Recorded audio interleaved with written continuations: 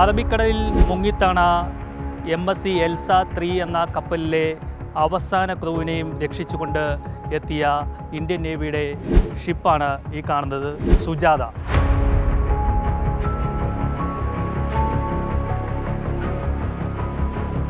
കൊച്ചിയിലേക്ക് വരുമ്പോൾ ഇത് എങ്ങനെയാണിത് ചരിയുന്നത്? അത് നിൽക്കുന്ന ഭൂമിയിലല്ലേ, ഭൂമി സ്റ്റഡിയാണ്, അവിടെ കപ്പലിൽ കടൽ സ്റ്റഡിയല്ല. അത് ഒബ്ജക്റ്റീവ് വെരി ക്ലിയർ ആയിരുന്നു. First saving lives.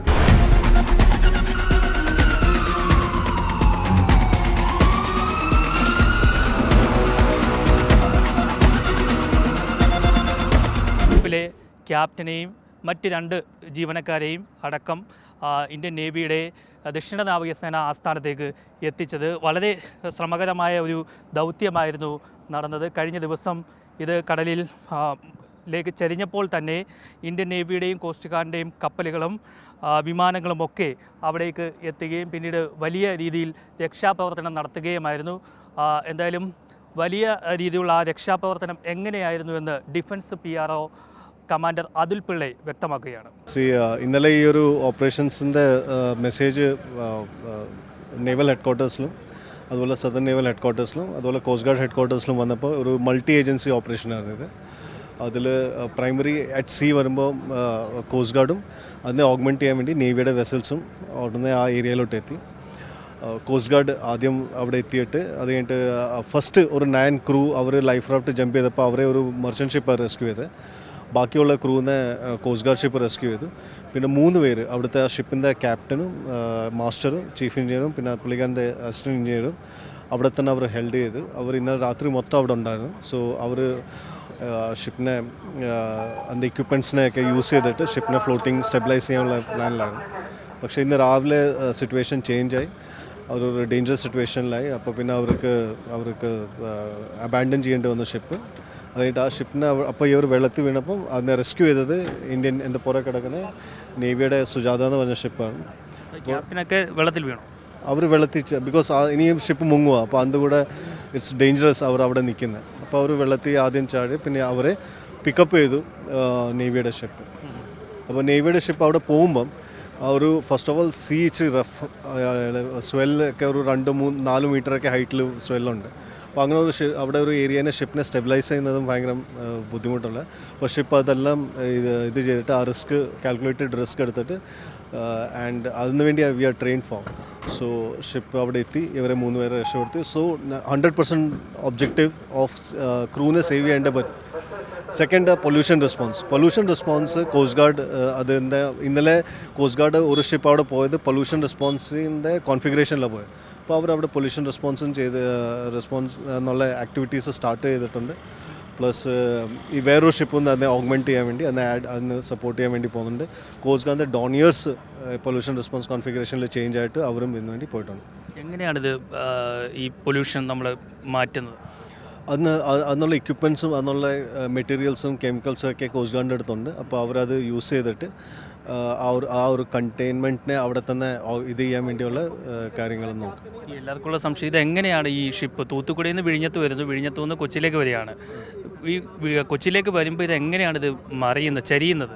അത് പാർട്ട് ഓഫ് ഇൻവെസ്റ്റിഗേഷനാണ്. അതിപ്പം ആ ഷിപ്പിംഗ് കമ്പനിയോ അല്ലെങ്കിൽ CEO അവിടെ അതിൻ്റെ മാസ്റ്റർ പ്ലസ് അവരൊക്കെ DG ഷിപ്പിംഗ് അവരൊക്കെ ഇത് ഇൻവെസ്റ്റിഗേഷൻ ചെയ്തിട്ട് അത് പറയാൻ പറ്റത്തുള്ളൂ. അതെങ്ങനെ ഒരു കാര്യം ക്ലിയറാക്കി, വെതർ പാക്ഡ് അപ്പ് കാണുന്ന പോലെ മഴയുണ്ട്, വിസിബിലിറ്റി കുറവാണ്, സീ റഫ്, സീ സ്റ്റഡി അല്ല.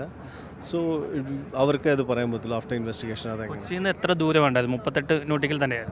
38 നോട്ടിക്കൽ മൈൽസ് കൊച്ചിയിൽ നിന്ന്. ഏത് തീരത്ത് നിന്ന് നോക്കിയാൽ കാണുന്ന പോലെയാണ് 38 നോട്ടിക്കൽ മൈൽസ് നമുക്ക് ഇവിടുന്ന് തീരത്തിൽ നിന്ന് കാണാൻ പറ്റില്ല. പക്ഷേ ഈ കണ്ടെയ്നേഴ്സ് ഡ്രിഫ്റ്റ്, ചില കണ്ടെയ്നേഴ്സ് ഇപ്പോൾ വെള്ളത്തിൽ വീണെന്ന് പറഞ്ഞല്ലോ,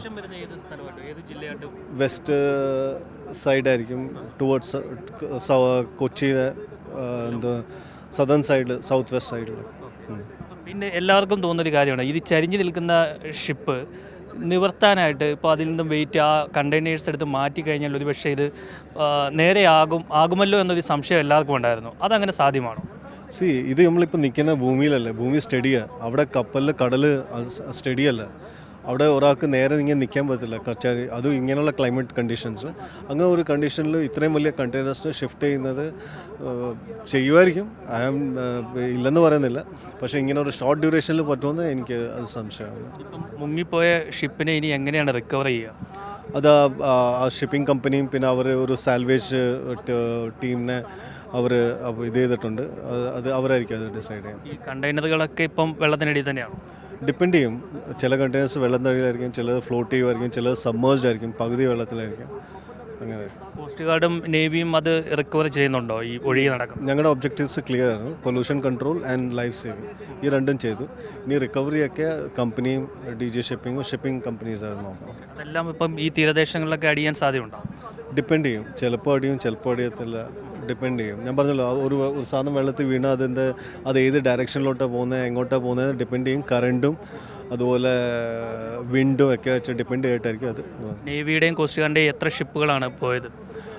കോസ്റ്റ് ഗാർഡിൻ്റെ 2 ഷിപ്പ് ഇന്നലെ ഉണ്ടായിരുന്നു. നേവിയുടെയും ഒരു ഷിപ്പ് ആക്ഷനിലുണ്ടായിരുന്നു, വേറൊരു ഷിപ്പ് കൂടെ സ്റ്റാൻഡ് ബൈ ഉണ്ടായിരുന്നു. കോസ്റ്റ് ഗാർഡിൻ്റെ ഡോണിയർ എയർക്രാഫ്റ്റ് ഉണ്ടായിരുന്നു. പിന്നെ കോസ്റ്റ് ഗാർഡിൻ്റെ ഇന്നും ഒരു ഷിപ്പ് അതിനുവേണ്ടി ഓഗ്മെൻറ്റ് ചെയ്യാൻ വേണ്ടി പോയിട്ടുണ്ട്.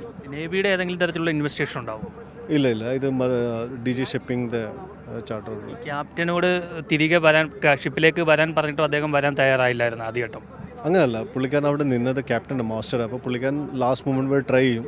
സോ ഹി വാസ്, അതുകൊണ്ടായിരിക്കും അത് ആ ഇൻസ്ട്രക്ഷൻ പുള്ളിക്കാരന് കമ്പനിയാണ് കൊടുത്തത്, അത് ചെയ്യണോ വേണ്ട എന്നുള്ളത്. ഒരു സ്റ്റേറ്റ് വരും ഫർദർ അവിടെ നിന്നാൽ ഡേഞ്ചേഴ്സ് ആയിരിക്കും, അപ്പോഴാണ് പിന്നെ അവർ റെസ്റ്റ് ചെയ്യും. മൊത്തം എത്ര നമ്മുടെ ക്രൂസ് ഉണ്ടായിരുന്നു നേവിയുടെയും കോസ്റ്റ് ഗാർഡിൻ്റെയും? ഏകദേശം 3 ഷിപ്പിൽ അത് അറൗണ്ട് 100 എന്ന് പറയാം. ഒരു ഷിപ്പിനെ മാൻ ചെയ്യാൻ ഒരു ഡിപ്പെൻഡ് ചെയ്യും ക്ലാസ് ഓഫ് ഷിപ്പ് വൈസ്. അപ്പം വി ക്യാൻ സേ ഈ ഷിപ്പിൽ ഒരു മാക്സിമം ഒരു 50 to 100 പീപ്പിൾ. എല്ലാവരും രക്ഷപ്പെടുത്താൻ കഴിഞ്ഞു? അതെ 24. വലിയ പ്രയത്നമായിരുന്നു. വലിയ ഒരു പ്രയത്നമായിരുന്നു. അതെ, ഒബ്ജക്റ്റീവ് വെരി ക്ലിയർ ആയിരുന്നു. ഫസ്റ്റ് സേവിങ് ലൈഫ് സേവ് ആയി. Second is pollution, which is coast guard is 100% on to ആ ജോബിൽ ഉണ്ട്. ഏത് സമയത്താണ് ഇത് മുങ്ങിയത് ഫുള്ള്? ഇന്ന് രാവിലത്തെ സമയത്ത്. വലിയ ഒരു പ്രയത്നം തന്നെയായിരുന്നു നേവിയുടെയും കോസ്റ്റ് ഗാർഡിൻ്റെയും ഭാഗത്തു നിന്നും ഉണ്ടായിരുന്നു. വളരെ വേഗം തന്നെ അവർ ആ സംഭവ സ്ഥലത്തേക്ക് എത്തി എന്നുള്ളതാണ്. എത്തിയതിന് ശേഷം കോസ്റ്റ് ഗാർഡിൻ്റെയും നേവിയുടെയും ഷിപ്പുകൾ സ്ഥലത്തേക്ക് കുതിക്കുകയായിരുന്നു. നമ്മൾ നേരത്തെ ഇന്ത്യൻ കോസ്റ്റ് ഗാർഡിൻ്റെ ഒരു ഡെമോൺസ്ട്രേഷൻ കടലിൽ വെച്ച് നമ്മൾ കണ്ടതാണ്, ഞാൻ റിപ്പോർട്ട് ചെയ്തതാണ്. ഒരു ഫ്ലൈറ്റ് കടലിൽ പതിച്ചു കഴിഞ്ഞാൽ എന്താണ് ആദ്യം ചെയ്യുക എന്നുള്ള ഒരു ഡെമോൺസ്ട്രേഷനായിരുന്നു. സാറക്സ് എന്ന പേരിലായിരുന്നു, സെർച്ച് ആൻഡ് റെസ്ക്യൂ എന്ന ഒരു പ്രോഗ്രാമായിരുന്നു നടത്തിയത്. അതേപോലെ തന്നെയായിരുന്നു ഇവിടെ സംഭവിച്ചത്. ആ രീതിയിലായിരുന്നു രക്ഷാപ്രവർത്തനങ്ങളെല്ലാം. എന്തായാലും അവസാന ആളുകളെയും രക്ഷപ്പെടുത്താൻ കഴിഞ്ഞു എന്നുള്ളതാണ് ഡിഫൻസ് PRO അതുൽ പിള്ള ഇപ്പോൾ വ്യക്തമാക്കിയിരിക്കുന്നത്.